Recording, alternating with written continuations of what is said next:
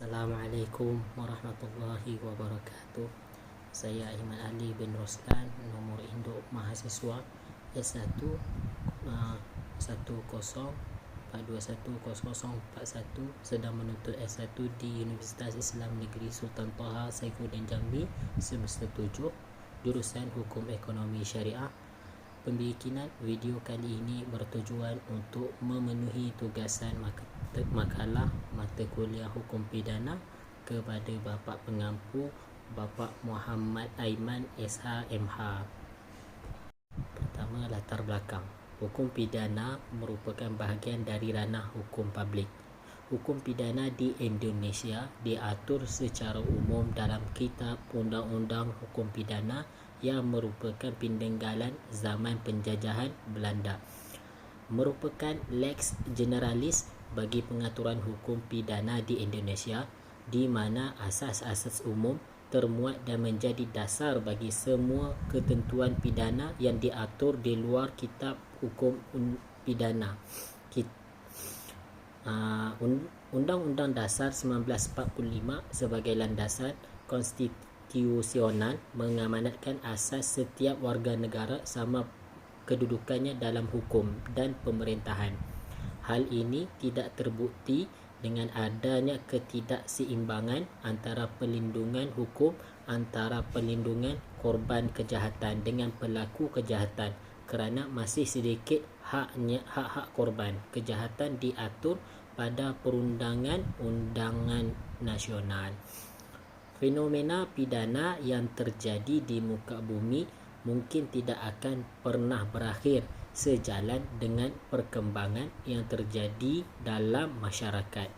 Masalah tindak pidanan ini nampaknya akan terus berkembang dan tidak akan pernah surut, baik dilihat dari segi kualitas maupun kuantitas.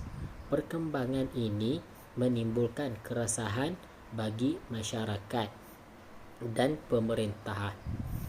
Tindak pidana merupakan suatu bentuk perilaku menyimpang yang selalu ada melekat pada setiap bentuk masyarakat, dalam arti bahawa tindak pidana akan selalu ada seperti penyakit dan kematian yang selalu berulang, seperti halnya dengan musim yang selalu berganti dari tahun ke tahun.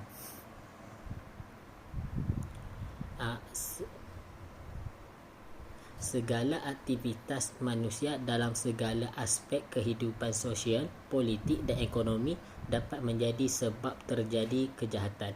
Kejahatan akan selalu hadir dalam kehidupan maupun lingkungan sekitar, sehingga diperlukan upaya untuk menanganinya.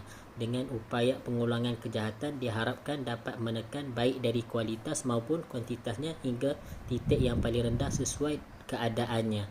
Upaya untuk menekan kejahatan secara garis besar dapat dilalui dua, iaitu upaya penal dan non-penal. Penanggulan kejahatan melalui jalur penal lebih menitik beratkan pada sifat represif, tindakan yang diambil setelah kejahatan terjadi. Pada non-penal menitik berat pada sifat preventif, kebijaksanaan sebelum terjadi tindak pidana. Seterusnya B, rumusan masalah. Yang pertama, pengertian hukum pidana. Yang kedua, apa fungsi dari hukum pidana. Ketiga, apa jenis-jenis dari hukum pidana. Yang keempat, apa saja sumber-sumber hukum pidana. Okey, kita masuk yang pertama, pengertian hukum pidana. Menurut Mojitno, hukum pidana adalah merupakan bahagian dari keseluruhan hukum yang berlaku di suatu negara, yang mengadakan dasar-dasar dan aturan-aturan untuk menentukan perbuatan-perbuatan yang mana tidak boleh dilakukan, menentukan kapan dan dalam hal apa-apa yang kepada mereka yang telah melanggar larangan, dan menentukan dengan cara bagaimana penggunaan pidana itu dapat dilaksanakan. Menurut Soedarto, memberikan batasan tentang pengertian hukum pidana sebagai aturan hukum yang mengikatkan kepada suatu perbuatan yang memenuhi syarat-syarat tertentu suatu akibat berupa pidana. Dengan demikian, pada dasarnya hukum pidana berpokok pada dua hal, iaitu perbuatan memenuhi syarat-syarat tertentu, seterusnya hukum pidana. Okey, menurut pengertian daripada Simon, hukum pidana merupakan keseluruhan larangan atau perintah oleh negara diancam dengan pidana apabila tidak ditaati. Okey, menurut Van Hamel, hukum pidana merupakan keseluruhan dasar dan aturan yang dianut oleh negara dalam kewajipan dalam menegakkan hukum, yakni dengan melarang apa yang bertentangan dengan hukum dan mengenakan suatu penderitaan kepada yang melanggar larangan tersebut. Menurut pengertian dari Lamaire, ia juga merupakan batasan atau pengertian hukum pidana, yakni sebagai norma-norma yang berisi keharusan dan larangan yang telah dikaitkan dengan suatu sanksi berupa hukuman, iaitu suatu penderitaan yang bersifat khusus. Menurut pengertian Mazkir, hukum pidana adalah aturan hukum yang mengikatkan kepada suatu perbuatan tertentu yang memenuhi syarat-syarat tertentu suatu akibat yang berupa pidana. Menurut pengertian Wirjono, hukum pidana adalah peraturan hukum mengenai pidana. Pidana diartikan sebagai hal yang dipidanakan, iaitu oleh instansi yang berkuasa dilimpahkan kepada seorang oknum sebagai hal yang tidak enak dirasakan dan juga hal yang tidak sehari-hari dilimpahkan. Menurut pengertian Utrecht, hukum pidana merupakan hukum sanksi istimewa dan hanya mengambil alih hukum lain dan kepadanya diletakkan sanksi pidana. Menurut pengertian J.M. Van Bammelen, hukum pidana terdiri atas tindak pidana yang disebut berturut-turut. Peraturan umum dapat diterapkan terhadap perbuatan-perbuatan itu dan pidana yang diancamkan terhadap perbuatan-perbuatan itu.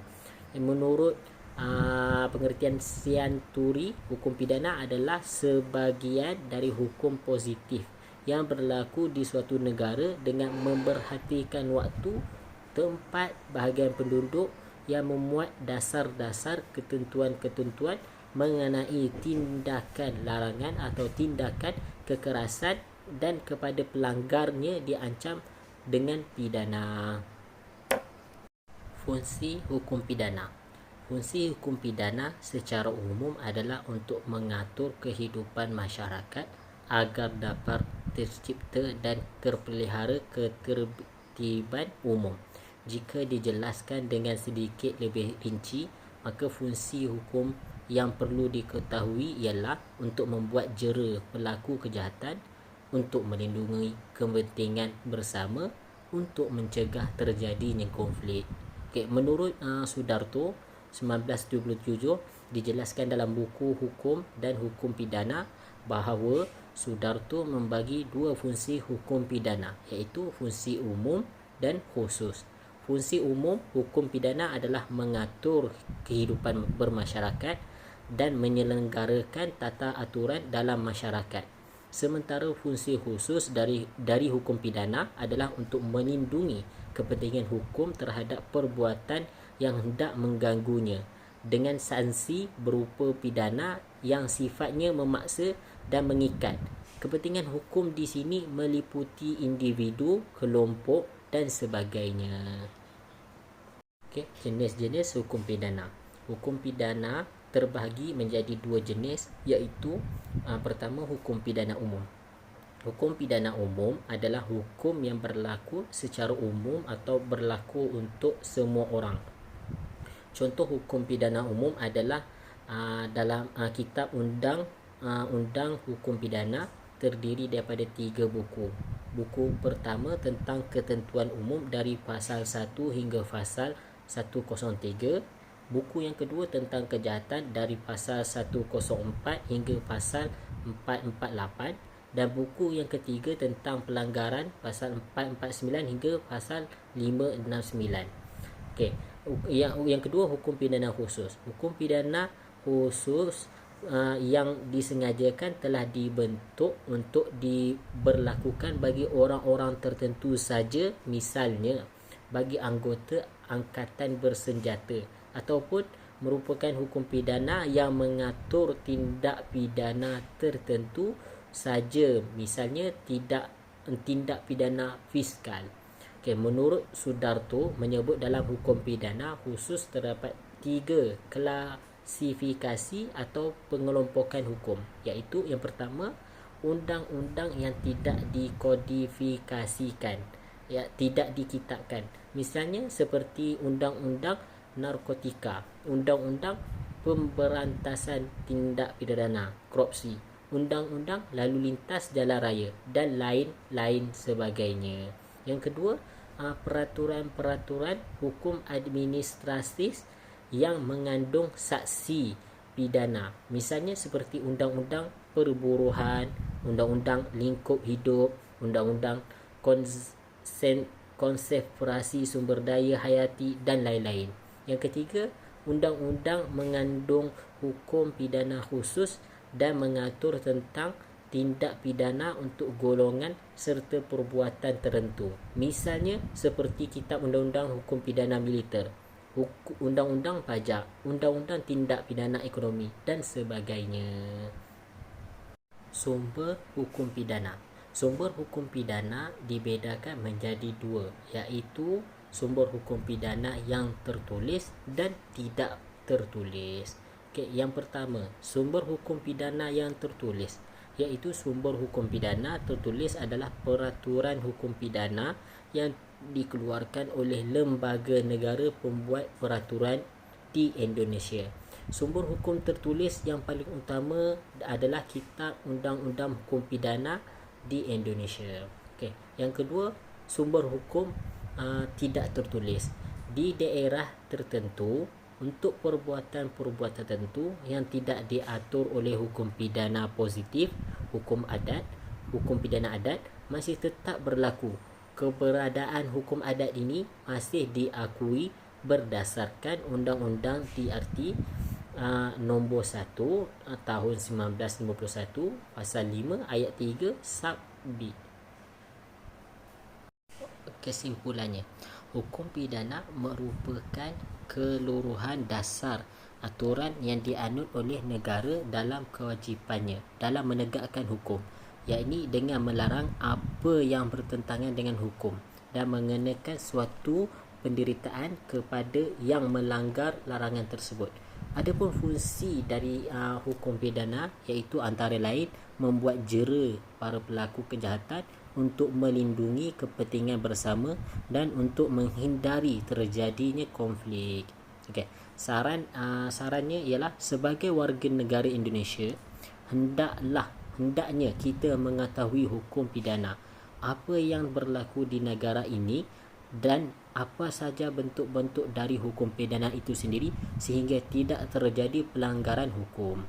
Mengetahui norma-norma yang ada juga merupakan satu hal yang dapat mengingatkan kita betapa pentingnya hukum di dalam suatu negara agar tidak mengganggu ketertiban bersama.